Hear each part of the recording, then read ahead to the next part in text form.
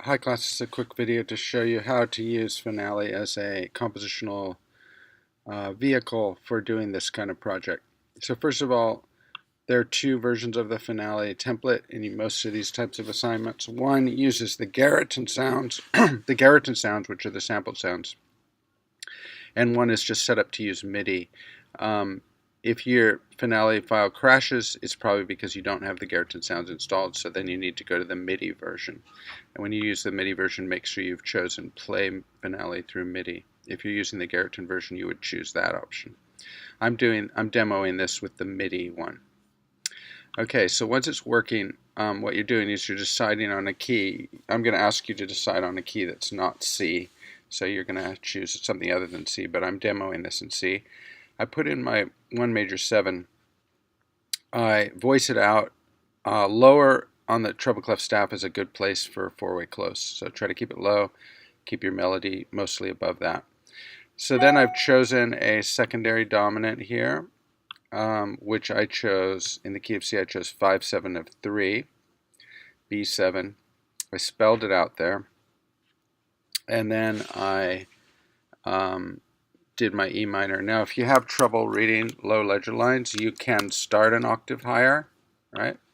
You could start up here, and then when you've got your voicings good, you can put them down an octave. The shortcut for that is if you're in this selection tool, if you hit the number 8, it brings everything down an octave, and number 9 brings everything up an octave. So we've got that, and then has to be the resolution, so it has to be the expected resolution. So since this is 5/7 of 3, I've put 3 here. You have to do the expected chord in the next measure. Then I have my own choice, so I chose another diatonic chord. So I could have sketched out my entire chordal pattern here following these directions before I do the melody. Then I grab one of these melodic ideas. I can either reconstruct it from scratch, but there's also a very cool shortcut. It's called, or tool called the filter. Under Edit, go to Use Filter, Edit Filter, and you choose, when they're all selected, you say None, and then you just choose only notes or whatever you want to copy. So that's what I did, is I just copied only these notes, Command C, over to here. And then I started manipulating the notes and changing them around to my own taste against the chords. Remember, anything on a downbeat or anything that's a long duration note needs to be an available note. It has to be either a chord tone or an available tension. You do not want to have a harmonic avoid note being emphasized. So the harmonic avoid note on 1 is scale degree 4, and you can see it's just being used as a passing tone here. So this is what we have so far.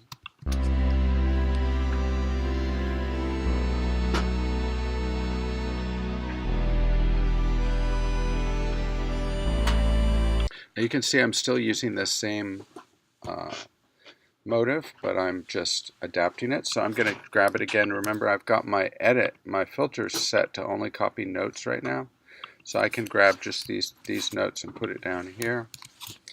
And I can choose some more chords here. So set that down. I change my spelling so that I get the notes of an F major 7.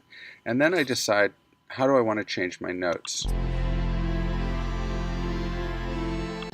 And maybe that's fine, or maybe I decide to move it, sequence it, bring it down a little bit, see what that sounds like. And then I like that, except I don't like the last notes. Up with a chord, it has to be a secondary dominant, so I decide on one of them. I think I'm going to go for 5/7 of 6, so that's E, E7, so I spell out my E7, and I'm putting in an available tension in the voicing. And so I think what I'm going to do is change that to an F, because I already have a flat 9 in my voicing here, and I think that'll work better.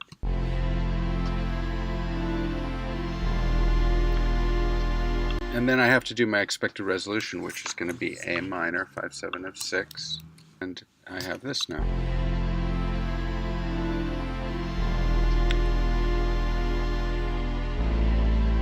Okay, it's starting to hang together, it's starting to come together.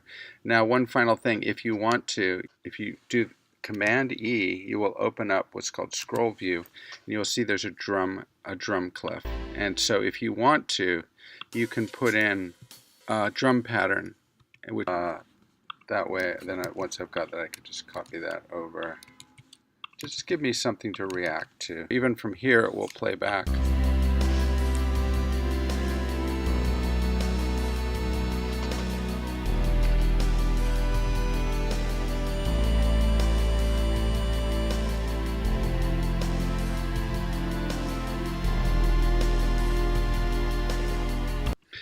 Now, carry on from there.